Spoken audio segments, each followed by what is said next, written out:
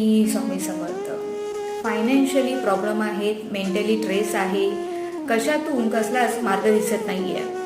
तर काय करायचं आहे, एक छोटासा उपाय, एक छोटीशी रेमेडीज मी तुम्हाला सांगणार आहे. ती तुम्ही करून बघा आणि त्याचा बेनिफिट नक्की होतो आणि ते मला कमेंटमध्ये सांगायला विसरू नका. तर करायचं काय आहे, मंगळवारी तुम्हाला हा उपाय करायचा आहे. त्याच्यासाठी घरात असलेली लवंग, 5 लवंग घ्यायचे आहेत, एक दालचिनीचा तुकडा घ्या आणि कापूर घ्या. आपल्या घरी जो भिंगचे कापूर असेल तो घ्या. या तिन्ही गोष्टी एकत्र तुम्हाला बर्न करायच्या आहेत, जाळायच्या आहेत.